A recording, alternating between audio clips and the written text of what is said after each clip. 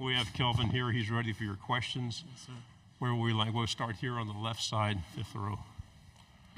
Dan Peck, ESPN 106.7 in Auburn. Former teammate of yours, Trill, now on the Auburn defensive line. Just what's Auburn getting in Trill Carter? Yeah, definitely a hardworking young man. His time at UT, he showed me a lot of his character and the way he goes about business. So definitely a hardworking and respectable young man. Stay on that row. Adam Ogburn, K10 TV out of Sherman, Texas. Kelvin, I mean, just how much confidence does it give this offense that Quinn Ewers returning for his third year as the starter? Yeah, it gives you a lot of confidence, especially because the more you can spend time with a guy and play with him, the more you can gel with him. And even then, we have guys behind Quinn and even like other backups as well who would just gel right into our playbook and scheme as well. So it's very exciting. Right side on the aisle. Jeff Howe, Horns 24/7. Kelvin, when you look back at your sophomore year, where did you feel like you grew the most from your freshman year? And as you kind of went through the offseason, where were some things that you felt like you really wanted to work on going into your junior year? Yeah, from freshman to sophomore year, I feel like the consistency of me being more in tune with the game.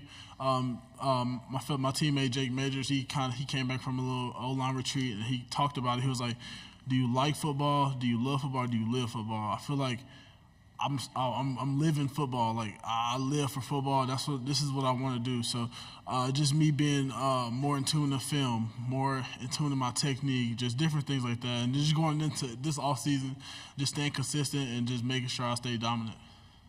Left side, fourth row. Morgan Weaver with KBTX from College Station. Just coming to the SEC, that means playing A&M again. What have you heard about that rivalry, and have that game circled on the calendar this year? Yeah, I've heard a lot about the rivalry. I still, I was too young to remember Justin Tucker when he kicked the game-winning kick, but I've definitely seen highlights from it, and it's going to be a great rivalry. Going to be a great type of excitement just to keep that tradition going. We go on this side, third row. Kelvin, Carter Yates with Dave Campbell's Texas Football. Why is Texas a good fit with the SEC conference?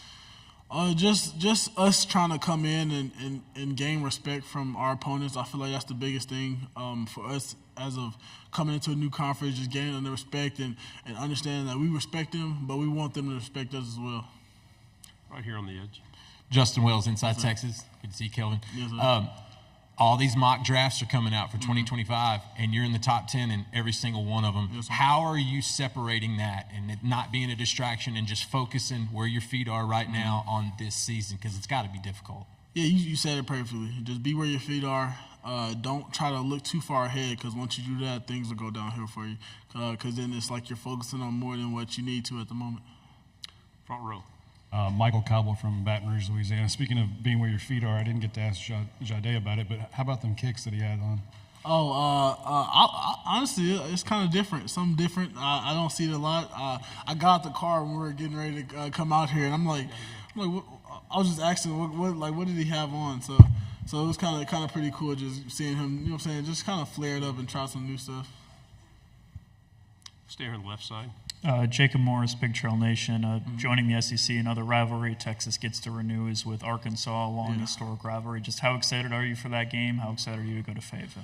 Yeah, I've had some teammates who played that game a couple years ago, and they've talked to me about the atmosphere and all the excitement the fans bring. So just hearing that, I'm very excited to try to get in there and just get to experience the atmosphere at Arkansas.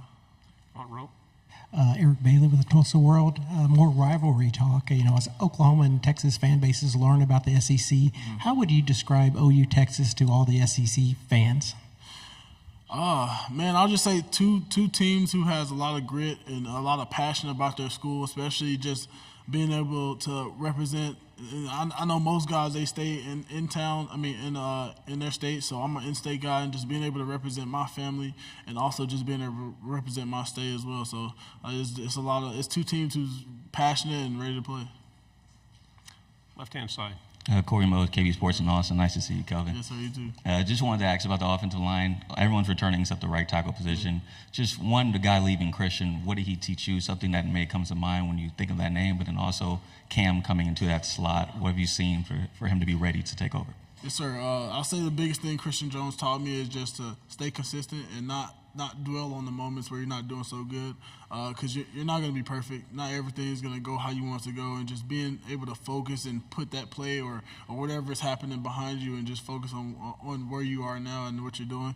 And also with Cam, he's been a guy who's sit behind Christian for those 2 years, and just being able to learn and learn from Christian's experiences like I did as well. So just I feel Cam he's gonna be ready, and he's just soaking it all in right now. Second row. Chris Hummer with 24/7 Sports. I know y'all lost a lot off of last year's team, but I'm curious, how do you think about the talent level on this team after all the additions that were made as well? Yeah, like you said, we lost some key guys on our team to the NFL, which congratulations to them. But like you said, I feel like our talent-wise is good, because when you look at the playing field while we're practicing and stuff, it's like there's no drop-off. Everybody's communicating well. Everybody's gelling well together. So I feel like we got a lot of depth on our team right now, and we're doing pretty good. Back row in the aisle. Hey, Kelvin, Adam Rosso, Spectrum News, Dallas. If you were writing a scouting report on yourself, skills, attributes, what you do well, what would it say? On myself, I'll probably say some pros. I would say good feet, good hands, willingness to learn the game, and the consistency in his technique, no matter when he's tired or when he's fresh. You had another one in the back row. Donna Conrad, 15 ABC and Bryan College Station. You guys are going to see a lot of new road venues this season. Are there any in particular you're extra excited about for the atmosphere? Nah, I got that question asked to me before as well. So I'm actually excited for all of them, because in my opinion, my favorite games to play are the road games, because you kind of get that underdog feeling when you go into that stadium and nobody's wanting you to win. So I'm really excited for all of them, just to get to see and experience the fans of other teams. Two final questions on the end here. Did you talk trash to the team when you got the highest rating on the team on NCAA? No, I didn't, but they did. I definitely heard it from my teammates. I got a little stuff from my teammates. So anytime I mess up on the game, they let me hear it. Final question on the aisle. Kelvin, when in the OU game last year, when OU had that goal line stand, for you guys going forward, what changed for you guys as an O-line after that and the success you guys had late in the year with Iowa State and Tech and the last two games? What did you guys focus on to carry that momentum forward into this year after the OU game? Yeah, just asserting our dominance. I feel like in that moment we were kind of lackluster in that moment, as you could say. Seeing that as a low line is not fun. So I felt like from that moment on, we kind of understood and took it personal, which we take everything personal. We come at every game ready to play. We come at every game wanting to win. But just that moment of not being able to score on the 1 yard line, that's kind of something that's like that hit us real deep. So it kind of gave us that extra push to want to fix our mistake and actually get in the end zone in the red zone. Kelvin, good job. Thank you very much. Thank you, guys.